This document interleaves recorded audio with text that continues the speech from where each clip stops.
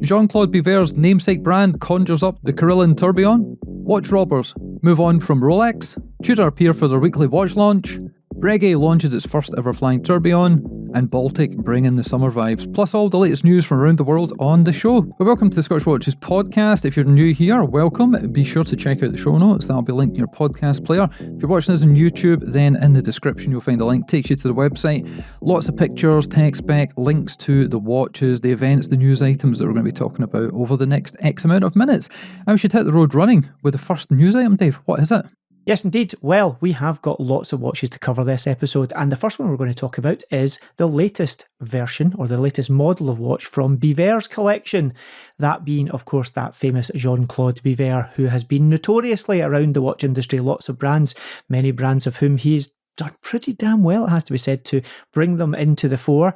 Others he was a bit quieter at, but he's certainly a bit of a superstar in the world of watches. And within his own family-branded name of watches, the Bivers, his latest model is the Carillon Tourbillon. And this one is a bit more subtle than some of the previous models have been.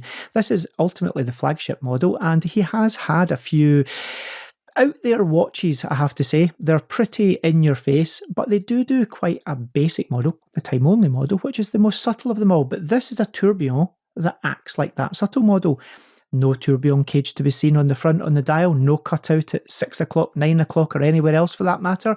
So, to the first glance, to most people, they'll think it probably is a time only watch.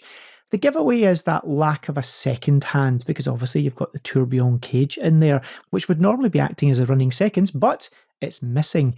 So, as I mentioned, no cut out for the tourbillon, but you have also got a 3-gong Carillon repeater in there as well.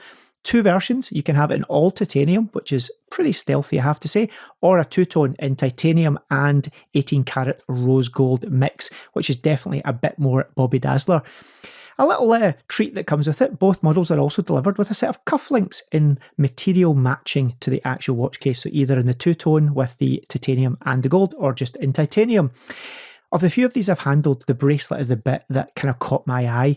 You've got these 5-link faceted designs bracelets. They're absolutely amazing, and it looked like they've got lots of little teeth all over them as well. Beautifully made, really nicely styled, very comfortable to wear. But then it should be on the basis that these watches are $500,000 Swiss franc. Yes, 500,000 Swiss francs. Pretty classic styling. You've got, of course, those 2 tones, but you've got lots of little modern nuances on there as well. As you would expect, everything's been executed to the highest standard, sharp angular cuts. You've got that large crown on there. You've got brush and polish finishes, and you've got those kind of really defined indexes and the minute track. You've also got a kind of grained backdrop on there, and on the minute and seconds track, you've got the numbers in relief. I think this is the most subtle, nicest looking watch they've done to date. Would I get one? No, because I don't have £500,000. Don't think Ricky will have that £500,000 either, to be honest with you. But Ricky, any thoughts on this, or is it just not your thing? It definitely is my thing, but not at that price point, and you're right, I don't have a spare £500,000 this week, Dave, so I'm going to have to forgo the opportunity of having this one on the wrist. We talk about it because JCB, Jean-Claude Biver, is one of the figureheads when it comes to the watchmaking industry. He's been around for decades. He's been on the show. He celebrated, I think it was episode 200 of the podcast. He was the star guest, and we just sat there and we let the guy talk. It is what he is amazing at. Some of his stories from back in the past when he was trying to hawk his wares with different brands. It could have been Blancpain, it could have been Hublot, right the way through to when he was at LVMH with Tag and Zenith. There are some fantastic stories where he has used his marketing head to really move things forward. There'll be links in the show notes to that previous edition, which is well worth a listen. This watch, it's subtle, but it's also one of those baller watches that if you know, you know. We talk about watches from $29 right the way through to $29 million and everything in between. This one is at the high end. We are talking Global Thursday money. We're talking some high-end Day Bethune, other watches of that ilk. But if you've got the cash and you can afford, well, to wait a few months. It's not a multi-year wait. We actually asked behind the scenes, how long would it take for somebody to get this on the wrist? And we're told roughly about the 7-month mark if someone was to place an order. You listening at home, you could be buying your first watch, or you could be buying your 1000th watch. We've got collectors from across the world, loads of people out in Dubai, lots of people over in Miami. Doesn't matter where you are on the planet, if you're into wristwatches, you want to know what's happening. You want to know about the higher echelons. You want to know about those one-of-a-kind unique pieces, gyro tourbillons from GLC. You want to know about the latest from G-Shock. And I thought this one deserved a little bit of praise and adornment, although it won't be adorning our wrists. It will not be. Sum it up. Basically, movement in there is that special movement. It's a slight variation on the original movement, just because obviously it has got a little bit of a tweak going on compared to the one with the exposed tourbillon. It's the B version. It's the JCB 001B. So you can tell it's already quite closely related. It runs at 3 Hz, 72 hours of power reserve. And yeah, I'm sure you'll probably never see one in the wild. If you do, get a good look at it, especially that bracelet. Well, you say you might not be able to see one. You might, because we've spotted Jean-Claude Biver at different places. We saw him trying to catch the shuttle bus at Watches and Wonders this year. He made a bit of a star appearance, a bit of a cameo in our video from there. And the last Dubai Watch Week that was actually over at Dubai itself, not the travelling version. He was there at the Biver booth, chatting with people. We had a quick conversation. He was telling us about how he's been recovering from various ailments over the years. And it was because of him, back in 2017, as I first got into watches, that I got propelled further and further into the hobby. He came to Scotland, to Glasgow, to Rocks in the Argyll Arcade to talk about the new Zenith release that was coming out, and that was the Inventor Stroke Defy Lab. He sat there talking for about 45 minutes, explaining that if Breguet was here today, he wouldn't be using the technology of 300 years ago. He'd be using the latest, the greatest, the cutting edge, because back in his day, he was utilising the latest, the greatest, and the cutting edge. So when he was talking about the new Zenith movement with the silicon oscillator, that was his bridging of the 2 dimensions, the different centuries. And he's still there. He's still kicking it. He's still fighting the good fight. So hopefully this one is a big success for him, his family, and the company. But next thing we're going to talk about is not a great success. It turns out, as much as the Rolex rippers in the high street that have been going around liberating wristwatches from their owners, especially in London, they've moved on to different things, different brands, and it's not just Patek, Rolex and Richard Mille any longer. It appears that the Rolex rippers, as we like to call them, have moved on to targeting much higher value timepieces, such as Patek Philippe's, Vacheron Constantins and Audemars Piguet. These are more being stolen to order now, rather than the kind of opportunist gangs that are seeing something on the wrist and taking it off. We obviously have, on multiple occasions, had a couple of gentlemen that do work in London in the very department that deal with many of these, but the lead detective who has been charged with trying to reverse this rise in luxury watch theft in the capital has gone on record recently to say that he no longer sees Rolex as that primary target, and there is this much more stolen to order of high-end prestigious timepieces that's going on. Now, luxury watch thefts have been falling in London. In around 2022, there was, I think, around 560 thefts, but it had dropped to around 440 last year. But there's been a slight uptick again in the first quarter of 2025, which they are going to be putting some serious effort into reversing again. We've seen quite a few prosecutions. Back in February 2024, a Richard Mille was stolen, around £230,000 worth that watch, but the individual was caught and jailed for 40 months. And there's been a few other cases come to court over the last few months as well. What you should be doing is tuning in to see how to stay safe. The 2 gentlemen we've had on the show talking all about this are on 2 episodes, and there's a new episode coming up in the next few weeks with those guys as well. Check out the show notes for links to the episodes that they've been on previously, and keep your ears tuned for what is going to be coming in the very near future from those guys. It turns out the flying squad are so safety precautious wise that their IT division wouldn't allow them to connect to us to record the show. So we're having to work around that problem. Yeah, a new episode with the 2 gents from the Metropolitan Police Flying Squad will be here imminently. It won't just be a repeat of the same stuff you've heard before, although that is good, especially in the summer months. Maybe you're out longer, maybe the later nights are allowing you to wear shorter sleeved shirts, and you're going to have your watches on display. You might be intoxicated, inebriated, you might be enjoying life to the max. It's always a good reminder to stay safe. And on the flip side, if you're buying or selling watches or storing watches, that's a huge thing as well. Lots of people are targeting folks at home. We're hearing more and more about organised crime, gangs operating and actually targeting a house, watching for when people go to work or when they go on holiday, monitoring social media. So always be aware. And maybe you could do the thing that myself and Dave get up to, and that is to actually have a safety deposit box. So nothing of value is in the house. We've heard reports of people actually having gangs come through the front door while they're in their home and holding sharp implements against the throats of loved ones, demanding that safes within the house are open. If you don't have a safe, if you don't have stuff in the house, that's not going to be an issue. But we should probably move on to something else. And it's not a stoma, but they've got it in the bag. Oh my, I cannot believe you pulled that joke off. But yes, you went there indeed. But yes, we're talking here about a collaboration between Stowa and ABT. This is a new chronograph model brought out to essentially celebrate 24-hour car racing, that genre that so many brands have touched on over the years. Now, the brand Stowa, probably better known for most to be involved in pilot's watches, but they have decided to take this little detour into motor car racing. Who are ABT?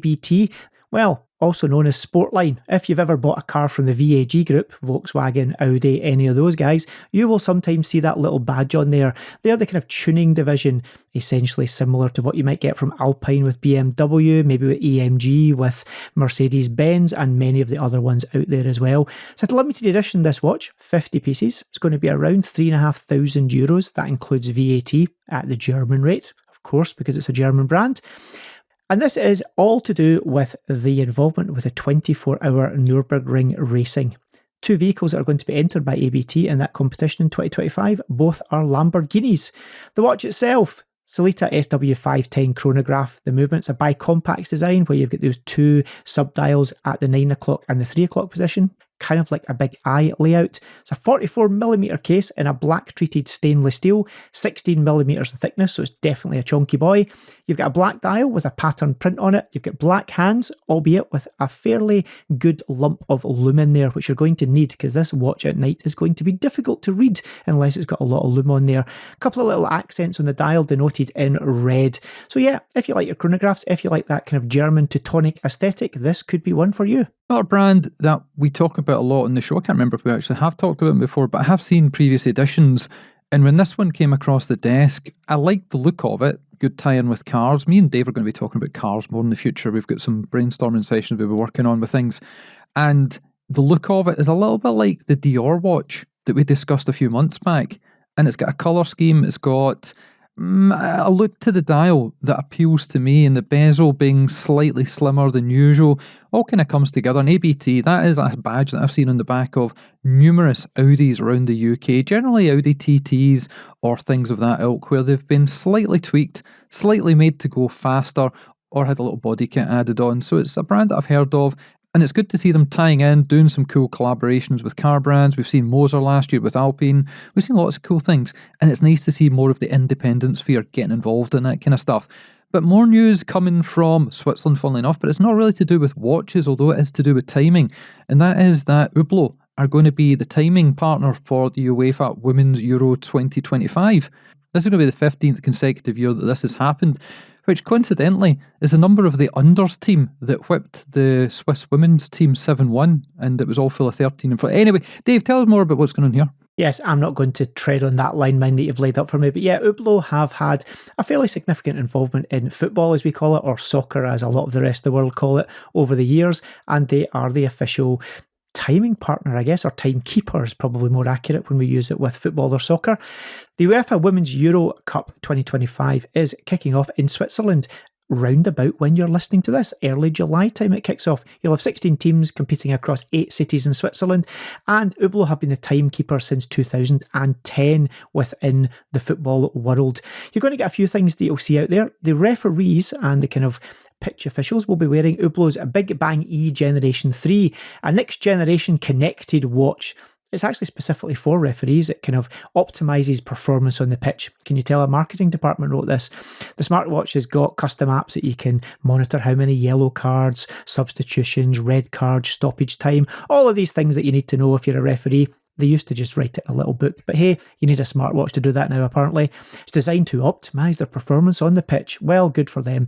You also are going to have the iconic Big Bang watch on the 4th officials board. So you've got this digital board they hold up when they want to tell someone to get off the pitch and someone else to get on the pitch. So yes, it'll be all over the adverts. I'm sure that this will do wonders for Hublot's profile. Not that they really need it, to be honest with you, but is it a footballer's watch? That's what they've been called in the UK for quite a long time. Moving on to something else, and it is that time of the week where Tudor decide to release another watch. They got the memo. They have been drip feeding release after release on a weekly, bi-weekly basis, knowing fine well that they're going to pick up the headlines instead of just dropping everything at the one time at Watches and Wonders. Maybe Rolex will start doing this as well, just to keep within the flow of communication. But this time around, it's black and yellow. It is, and staying in the theme of sports, obviously Tudor sponsor the pro cycling team, that being the Tudor Pro Cycling Team, and they have had a few iterations of the Pelagos come out, various chronos, and they've also had FXD chronos, the FXD being the fixed lugs, new version being the yellow. This is kind of reinforcing and strengthening their cycling relationship, and this is all to do with the Tour de France, which of course is about to imminently start as well. Really to honour Fabian Cancellara, one of the heroes of the sport for many, it has to be said, but he's making his return to the Tour de France after a long break, not as a rider, but of course as one of the management team of the Tudor Pro Cycling Team. The colourway, what's it there for? Well, it's kind of to celebrate the Maillot jaune, the yellow jersey, which is of course worn by the race leader, and you've got a watch that you will have seen before. It's the FXD Chrono. It's got the tachymeter bezel, it's specially designed for cycling. You've got the 45-minute timer at 9 o'clock. You've got the 60-second subdial at 3 o'clock. You've got the date window, titanium screw-down crown and pushers. It's 43mm carbon composite case, of course with those fixed lugs, and some subtle but outstanding yellow accents on there. Of course, you've got a snowflake hand because it's a Tudor. You'll either love it or hate it. You've got a price point of around $5,600 or the equivalent in whatever your currency is as well. You've got that manufacturer caliber in there. You've got 70 hours of power reserve. Of course, what else? Kosk. That was super quick because we've been talking about Tudor a lot and we want other people to get a bit of limelight as well, but people love it. And the fact is, we were chatting offline, or we may have actually been chatting on a recording with George Bamford that will be out quite soon, perhaps just after you hear this episode. And we were discussing the fact that Tudor are one of the few brands that are in the higher upper echelons of watchmaking in Swiss industry. I would say pegged slightly above the likes of Longines and Rado and Tissot and Hamilton, but they haven't boosted their price point up and up. Lots of these other companies for the past few years have just been riding the wave. We've seen Rolex increasing their prices, they can get away with it. Other companies aren't quite getting away with it as much as they were, and some brands have actually had to bring their pricing down, which is unheard of in the Swiss industry. So there are some watches from very famous, long in the tooth watchmakers are still around in the high street where you can get significant savings because the prices have been dropping. Pop into your local boutique. I'm not going to name any names. You can just go on a bit of a treasure hunt to have a look. And a treasure hunt is where we're going next with the guys at Breguet. It's a name, it's a brand. We've spoken about the gentleman earlier in this show, and they're doing something they've not done before, which is really crazy because the namesake, Breguet, he's the guy that invented the technologies we're about to talk about. The guy that kind of brought tourbillons to the world. Amazingly, Breguet as a brand have never brought out a flying tourbillon, and for the first time ever, they are releasing a watch with a flying tourbillon. It's going to be the classic Tourbillon Sideral 7255. Now, when this watch was launched, which was just a mere few days before you listen to this, it was exactly, to the day, 224 years since Abraham Louis Breguet patented the tourbillon, and of course they have many other firsts in there as well. But they've never unbelievably released a flying tourbillon. This is a 50-piece limited edition of this watch. Now, you'll see the name Sideral, and you of course may have seen in some watches Sideral time, but this is not a Sideral time. It tells the time totally normally, but it's related to the stars. And again, another first in this watch, it's got an aventurine dial, or an aventurine enamel dial, another first in this watch at the same time as well. The Breguet numerals are applied and you're rendered in the 250th anniversary style in gold. The watch comes in at 38mm by a reasonably slim 10.2mm in height. You've got an Empire style case, which has got the long straight lugs and this coin edged on the case band itself. The caliber is the 187M1, a 50-hour power reserve, operates at a fairly low speed of 18,000 beats per hour. It's got a 1-minute flying tourbillon in there. Pricing, as you would probably expect, not particularly cheap in the US, coming in at $226,000 US. So it is a pretty penny to pay, I have to say, but you're getting many firsts from the inventor or the brand that invented the tourbillon. Not my vibe, to be honest with you. I'm not into this classic style look vibe that Breguet have got, but can't knock them for what they do. And I love the way they've actually utilised text on the front without going down the route of making it obnoxious looking. It's quite large, it's larger than you would expect. There's a bit of balance, a bit of symmetry there. And I love the way the layout has been put together. Nothing looks too large or too small. There is a cohesion between all the component parts situated on the front, and the aventurine looks phenomenal. It's an expensive piece, but it looks great, and when you flip it around, look at the back, you see where the money goes. This is a brand that's been around for a very, very long time. Obviously changed hands, it's part of a larger conglomerate now, but the ethos and ingenuity that goes in today is basing and is harking back to the past. So that's why we talked about it in the show today, and it's significant because it's the first time these guys have done it. And what's the next thing we usually do, Dave? We need to do that wrist check thing, because if we don't, Miziel will be on our case saying, why did you not do the wrist check? So yes, Ricky, I always come second. You like to come first. Therefore, what does one have on one's wrist today? Yeah, it's time for the wrist checks, and this is a part of the show where we delve through our collection, pull something out, or we get something from a brand, a friend, a loaner piece in. And I was down at Safety Deposit Box, I've mentioned this the last couple of editions, because there's watches there that I bought and paid for that I never actually put on the wrist, never get the enjoyment factor for. And today, well, I decided to go back in time a little bit. It was 2018, my second visit to Baselworld before it changed its name a couple of years later after the pandemic.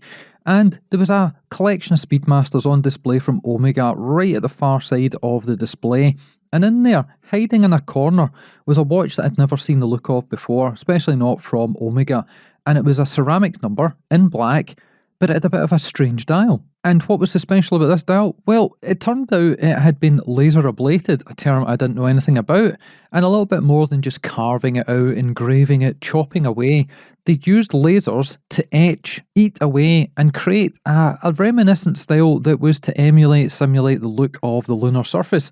This is the Apollo 8 in full ceramic with lots of cool accenting. We talked about a Tudor earlier on that's a chronograph that's black with yellow bits and bobs.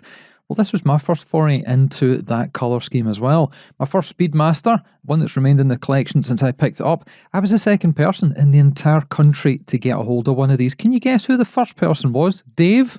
No comment. No comment.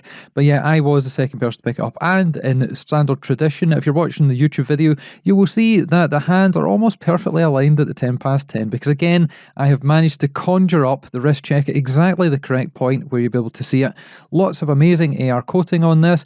Lots of little funky touches that Omega apparently had never used before in a ceramic watch or in a Speedmaster. It has got a fully loomed bezel, so all the numerals on there, they light up, as do the indexes, as do the subdials. And when you take it off and you look through the back, things continue. On the rear, the laser ablation continues on the bridge work, and instead of more red coloured rubies, you have got purple stones on display. It's a fantastic watch, one that does not get enough wrist time. In fact, I might actually get rid of it because it's a real shame to have a watch like this in the collection, gathering dust when I've got so many other timepieces to talk about.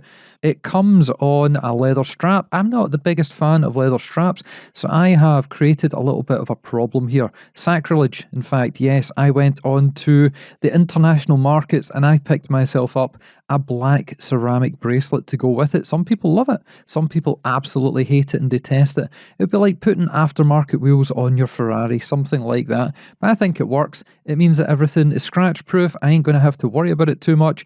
And unlike using a leather strap, there is no chance that this will accidentally slip off when I'm putting it on the wrist and hit the floor and crack into 1,000 pieces. Dave, what do you think of this watch? You still got yours? I do indeed, yes. This is, of course, the Generation 1 variant of the Apollo 8. They did bring out a very slightly updated and revised version of it, where if I remember rightly, one of the hands on one of the sub-registers is a little laser sculpted Apollo rocket, which is actually very cool, albeit I still think the original is fractionally better than the second edition of it as well. Am I keen on your bracelet? No, I am not. I have mine on the Snoopy style Omega strap on a black ceramic deployant clasp, but that is just because I'm not a fan of that unfitted look up at the lug end of the watch there as well. But yes, a very comfortable watch to wear and lots of little Easter eggs in there as well. Well, I know you complain about the lug gap, but see when it's on the wrist, the fact that everything is black there, it creates a shadow so you don't really notice it. And the best part is, see the original strap? It's in the box. It is almost unworn condition. So if I do decide to move this one along to somebody else, they're going to get a ceramic watch that is impervious to scratches and scuffs, along with a pretty much near perfect original Omega straps. There we are, that's my wrist check. My Omega Speedmaster Apollo 8 first edition, the one that doesn't have the stupid cartoony little rocket ship on it, and potentially going to be winging its way to somebody else shortly. What you got on the wrist, Dave? Well, I'm not actually wearing my watch, but it is under the camera. I may be wearing it later. I'm wearing something a little bit different. What I'm wearing is the Cabandazuka Seiko called the dashboard. This is a 2002 JDM issue watch from Seiko. Here it is in all its glory. It's jingle jangle plastic fantastic. That's really cool looking. That's like a Panerai Ploprof kind of idea. Yeah, it's got that vibe. It's called the dashboard because the design cues from it come from, apparently, dashboards of cars. The bracelet itself is entirely plastic, and you can see from the back here, it's got little press buttons that allow you to disconnect the links from each other, a little bit like what you get in an Apple Watch. They do remind me a little bit of original Game Boy cartridges to a certain extent. You've also got the watch in a metal case. The dial itself, not entirely sure what's going on there, but it doesn't look like it's stamped. Looks like it's more like a cast metal dial on there. Kanji date, but you've also got the English numerals there and English names of days of the week if you wish to use it that way. But I've got it set to kanji because, well, it's a JDM watch as well. These were relatively inexpensive, but I looked recently and they go for horrifically high amounts of money now. By horrifically high, I mean in the £500 to £800 category. And considering I paid less than £100 for it, I've won a watch, so to speak, with this one. Came in a few different colours. There was a green version, there's this orange version, and it also came in a kind of clear version. Most of the ones that you see of those look like they've not suffered the test of time particularly well. You can see it a little bit on here where the buttons I think were originally clear, but they've kind of yellowed a little bit just with age on there. And you've got the little Cabandazuka logo on the clasp here as well. Something a little bit different. It's an automatic.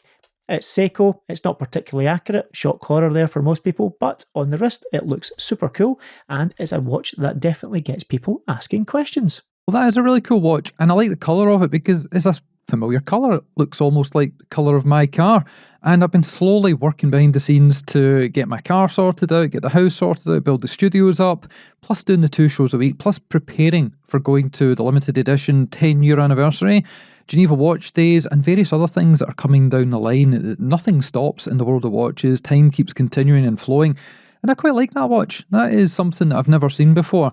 I would say it's almost childlike. So if you are listening to the podcast in auditory format, go and check the show notes out. You'll be able to see what Dave was wearing, his little child's watch there. But it's time to talk about what we've been up to. As I mentioned, my car now has an official manufacturer's warranty. I can breathe easy and sleep at night because I was very concerned that perhaps a turbocharger or 2, yes there are 2 of them, may fail and cost a lot of money, depleting my funds, selling things out my watch box to make amends. But no, everything is tickety-boo. Full new set of tyres as well, which means I'm not sliding around on 8-year-old original tyres for the car. Yes, I'm kind of drip-feeding information without dropping myself completely in it. We're going to talk about cars properly in a future episode. Once I get my head together, get it in the game and talk about that. Dave talked about his new car last week. We shall do a proper explanation of what's going on because we've got some things happening. Other stuff I've been up to, watching some TV. I hate watching series on television. Netflix, Amazon Prime, I keep away from it because I'm an addictive type of person. If something comes along and I like it, I'm going to binge it because there are no adults to tell me to do otherwise, and I binged. I watched Mr. McMahon, a show all about the guy that brought WWF/WWE to the fore and made it the billion-dollar success that it is currently. And it went through, I think, 6 episodes, roughly about an hour each, explaining how he got to the position he was in, his foibles, his fumbles, the things he did along the way that perhaps were not so good. And yeah, it was captivating start to finish. Ended on a little bit of a weird trajectory, but that one is still ongoing.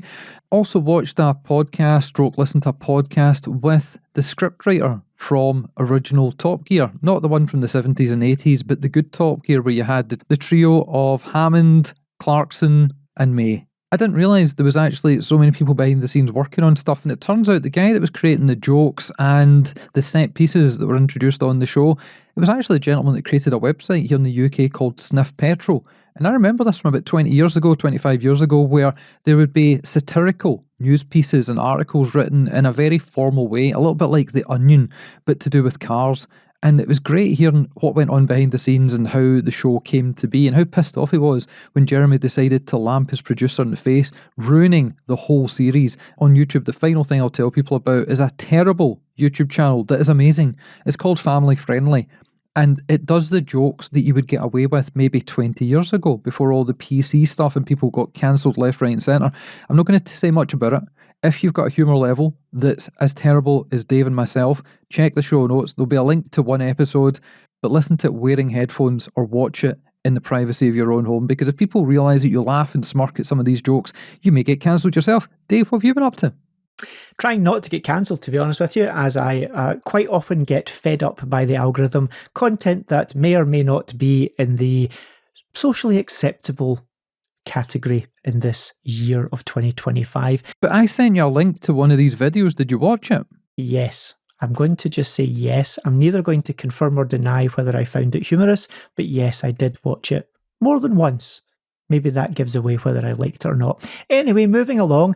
Yes, more car stuff, unfortunately, but yes, I actually collected my car. It's here. It's doing its thing.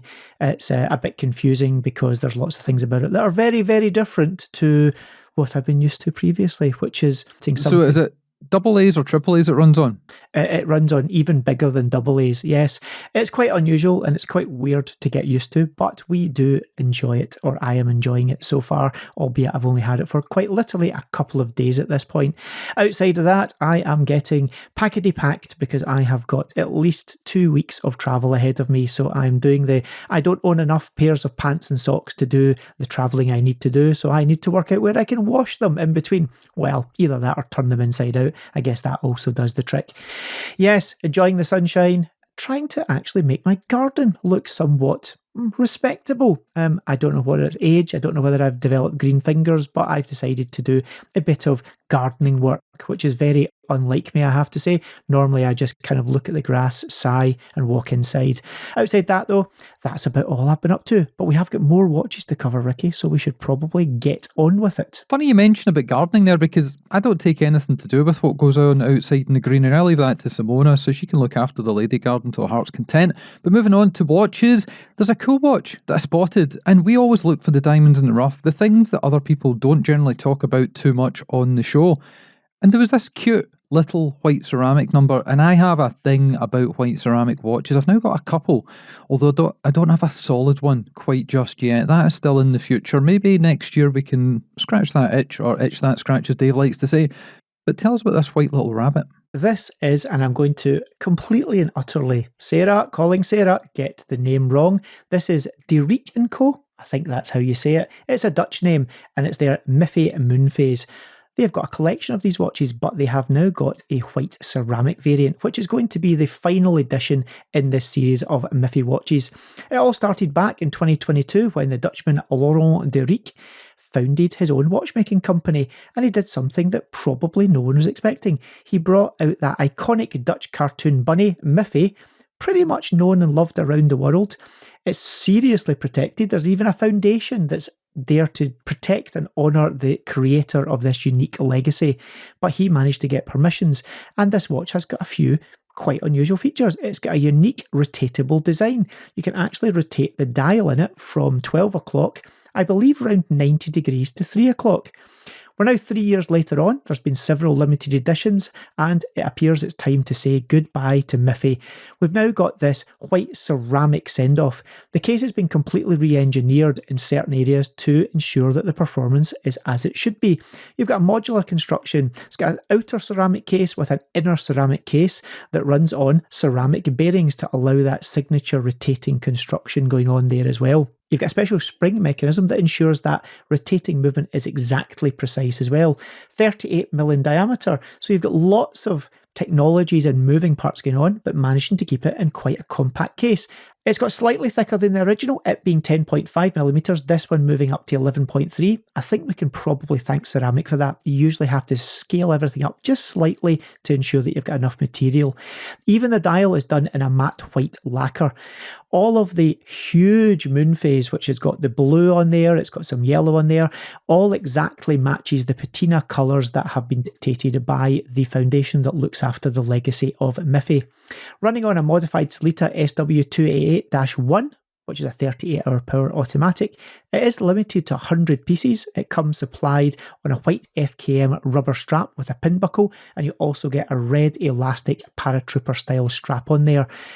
I managed to actually get to see this exact watch at a show in the US a couple of months ago, and I was blown away by it. Yes, it's a cartoon character in a watch, and it probably will be derided much in the same way as Snoopy is derided on some of the Omega or Timex watches, but I thought this watch was standout.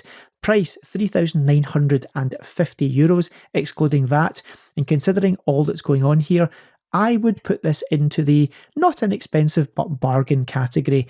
Absolutely outstanding. Might even try and get my hands on one of these. Love it. Absolutely love it. It's so cute. It's so well executed. It's a great watch in its own right.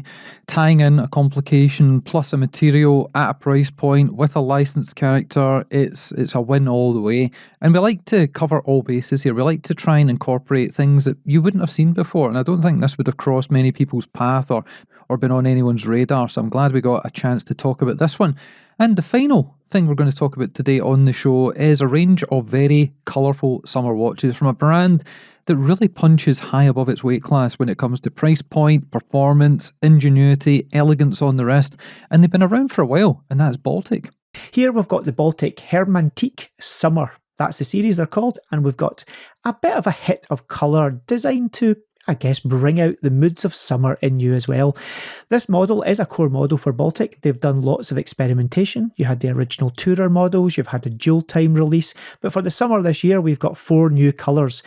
Still in that 37mm case, still just under 11mm in height, stainless steel construction, and you've got that recessed crown, 150 metres of water resistance, which means it will be beach and it will be holiday safe.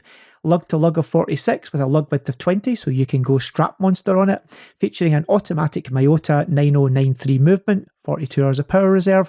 What are those colours? All the dials are glossy finish. You've got pink, you've got orange, you've got yellow, and my favourite colour, turquoise.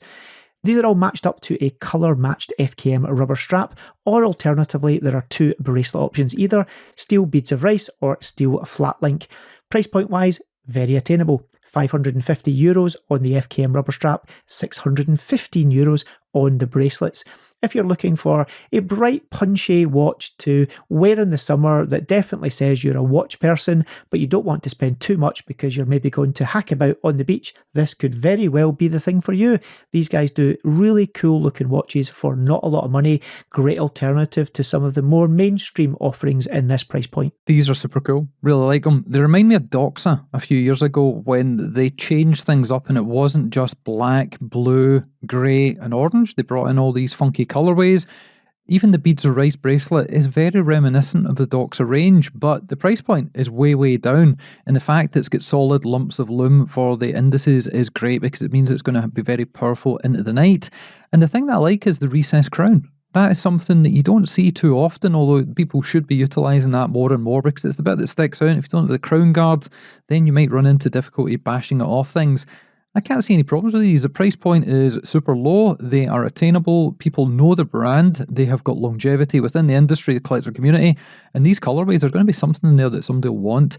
And that is pretty much it. If you're wanting more podcast stuff, we are out twice a week. We are here Mondays and Thursdays generally, sometimes Tuesday, sometimes Friday, but definitely 2 shows a week. And Dave, who have we had recently?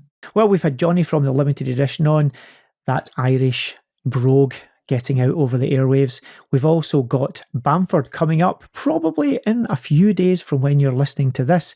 And of course, as we mentioned earlier, we will have our 2 friends back on from the Met Police telling us about all the goings on in and around the big smoke that is London, and of course how to look after and protect your precious assets. And if you want to get in touch with us, maybe you've got a suggestion for a guest, a product, a brand, somebody we've not talked about in a while, somebody we've never talked about in the show before, drop us an email, never DM us. The reason is there's so many bots, so many spam accounts out there. They try and sell us replica watches and we've got enough of them. Dave is absolutely filled to the gunnels with fakes and replicas and frauds, so don't worry about it. The police will not hear that part of the show. But yeah, info@scottishwatches.co.uk is the only email address to use to get in touch with us. And that is pretty much it. So thanks for listening, thanks for watching, and we'll catch you again soon.